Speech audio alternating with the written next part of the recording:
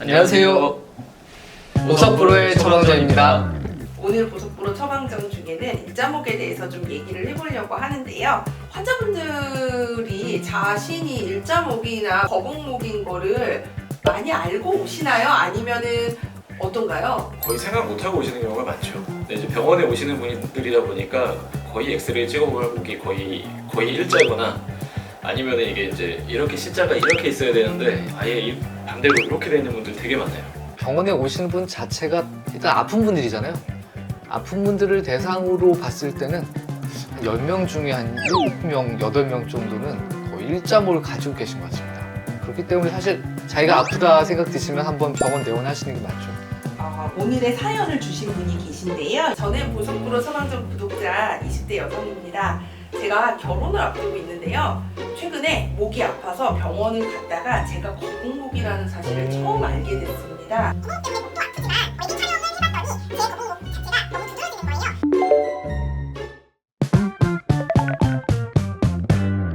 거북목이라는 말 자체가 목이 이제 거북이 목처럼 이렇게 그렇게 나왔다는 얘기잖아요.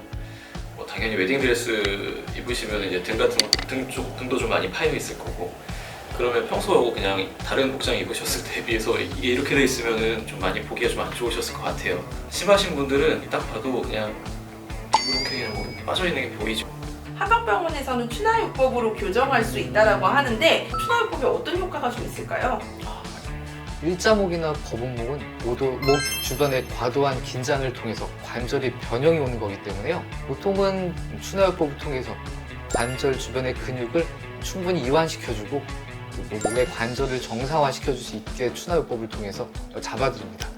대신에 물론 환자분의 상태에 따라 그 강도나 세기 그리고 치료 횟수는 환자마다 다르게 정해서 치료하기 때문에 안심하고 진료 보셔도 괜찮습니다.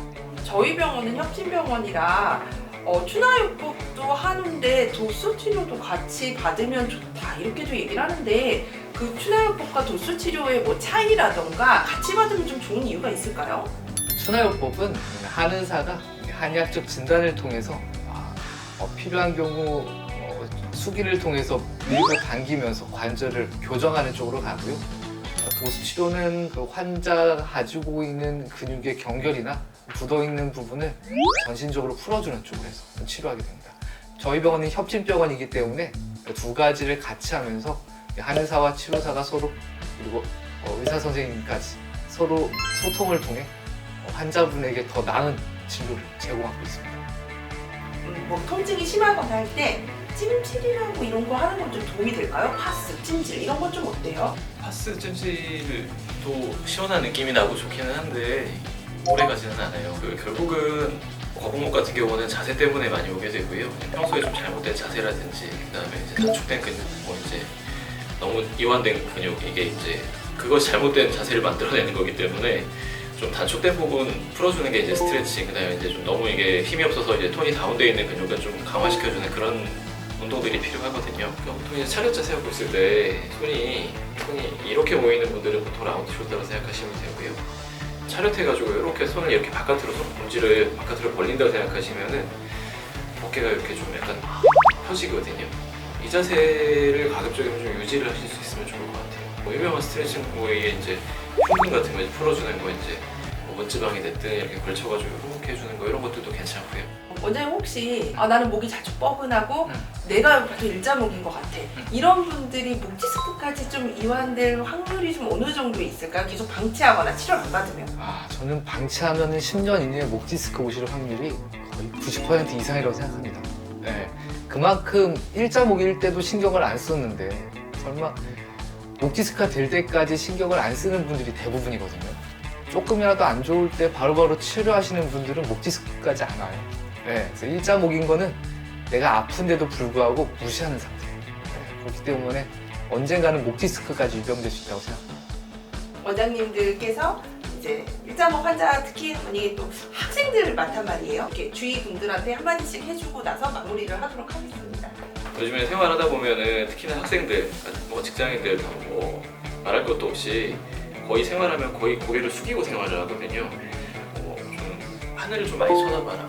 이게 많이 중요합니다.